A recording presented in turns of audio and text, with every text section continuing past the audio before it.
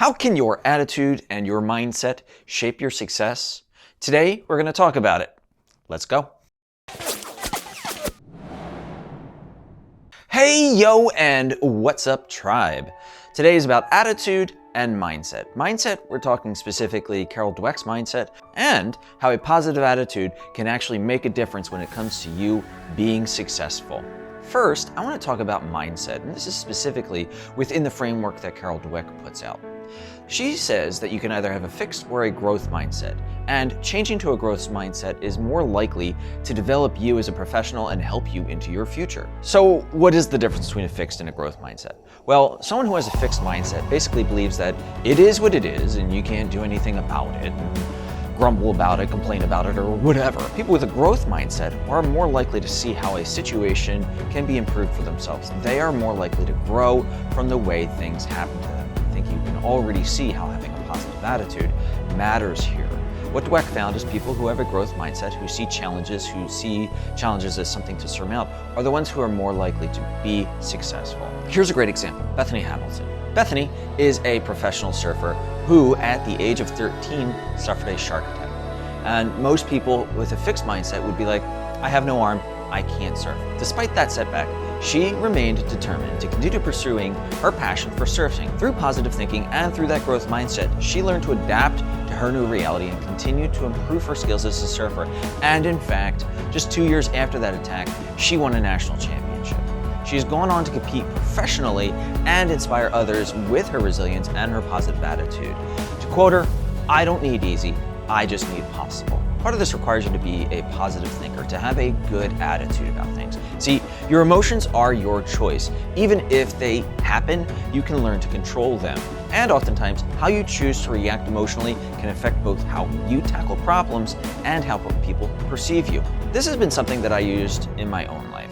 When things around me went poorly, I used to react consistently with a negative attitude and negative emotion. Our attitudes create feedback within ourselves, so negative attitudes and negative emotions breed negative attitudes and negative emotions. And the other thing that's really important to think about that is negative attitudes and negative emotions attract people who are attracted to negative attitudes and negative emotions, and I want you to think about that when it comes to who you happen to be surrounding yourself with. So, a little while ago, I decided to work as hard as possible to react with a positive attitude, and guess what? It worked. It really did. That doesn't mean that things got enormously better right away, but the bad events that would usually happen in sequence started going away or happening less frequently. And eventually when I did come across problems, I also had people in my life that were much more positive to help me through those things. See, bad things will always happen, and just because of a personal positive attitude doesn't mean you're not going to have bad things happen to you. It's just going to affect the way you react to those things, and it's going to improve your ability to help. Again, I'm not going to say that I've always been successful, and even the most positive thinker can have a dark cloud, but by refocusing on positive things or even reframing bad events as fun challenges or lessons, one can have a positive attitude and a growth mindset.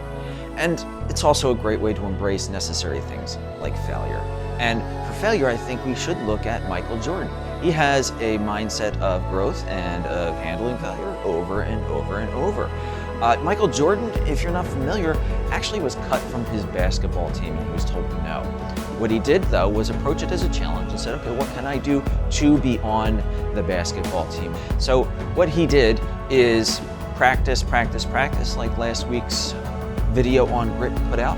The more you do it, the better you become at it. And obviously, that relentless work ethic and belief that his hard work and dedication can overcome any obstacle helped him achieve so much more and become one of the greatest basketball players of all time, winning numerous championships, accolades along the way, etc. I'll even put him above LeBron. I know people probably disagree with it, but I think it's an overall thing when it comes to really looking at Michael Jordan. From Gen X. Let me quote him though. I have failed over and over again in my life, and that is why I have been successful. Tribe, I want you to think about all of this. In order to really be successful in your life, there's a lot of things that have to come together, and that's what my videos do for you. Here, we're talking about the positive attitude and the positive thinking. So, if you like what I have to say, if you want to hear more, make sure you subscribe, hit that notification bell, and if you like what I said today, definitely give me a like. In the meantime, I hope you're a little bit better today than you were yesterday, and I'm looking forward to you being a little bit better tomorrow than you were today. Take care, Tribe.